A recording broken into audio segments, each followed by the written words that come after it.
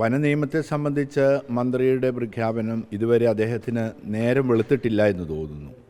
കൃത്യമായിട്ട് വിജ്ഞാപനത്തിൽ രേഖകളിൽ കൃത്യം പറയുന്നുണ്ട്, ഓരോ ഫോറസ്റ്റ് സ്റ്റേഷനു പുറമെ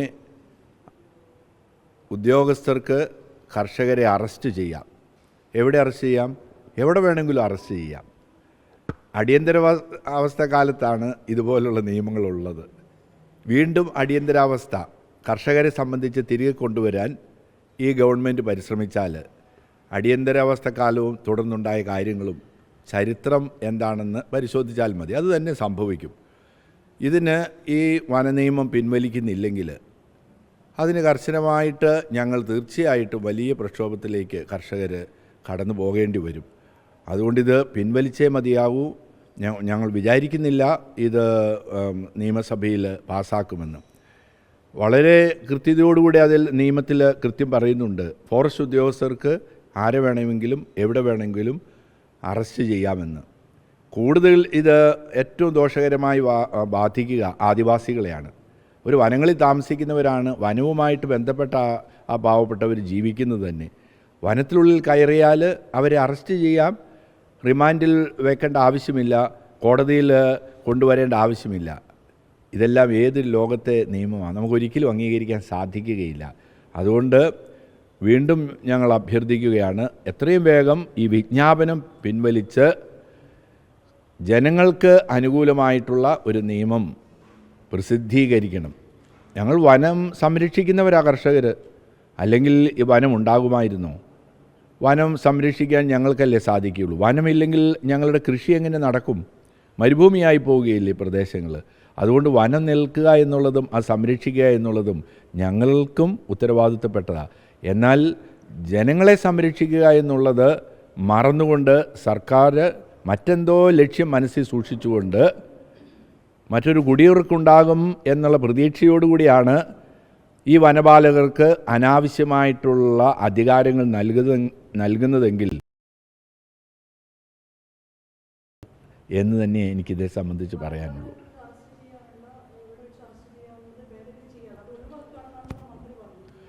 ഒഴിവാക്കട്ടെ, എന്തുകൊണ്ട് ഒഴിവാക്കുന്നില്ല? ഞങ്ങൾ പരാതികളൊക്കെ നൽകിയല്ലോ. അദ്ദേഹം പബ്ലിക്കായിട്ട് പറയട്ടെ, അങ്ങനെയുള്ള നിയമങ്ങളൊന്നും നടപ്പിലാക്കുകയില്ല. അങ്ങനെ ശ്രദ്ധിക്കാതെ എന്തുകൊണ്ട് വിജ്ഞാപനത്തിൽ ഇത് വന്നു?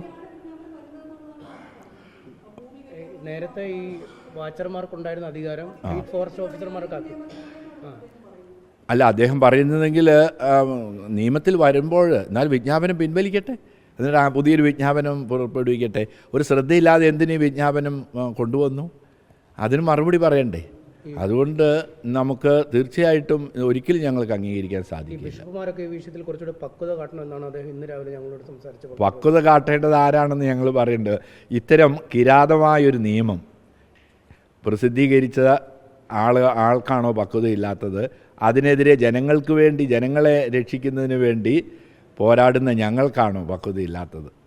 ഞങ്ങളെപ്പോലെയുള്ളവർ പറയുന്നില്ലെങ്കിൽ നാളെ ഇത് നിയമമാകും. സാധാരണക്കാരായ വ്യക്തികൾ പീഡിപ്പിക്കപ്പെടും.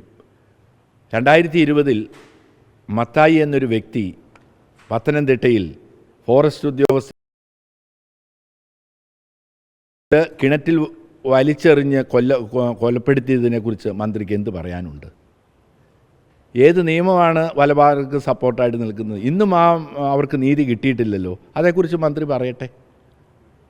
അതൊരു സൂചന മാത്രമാണ്.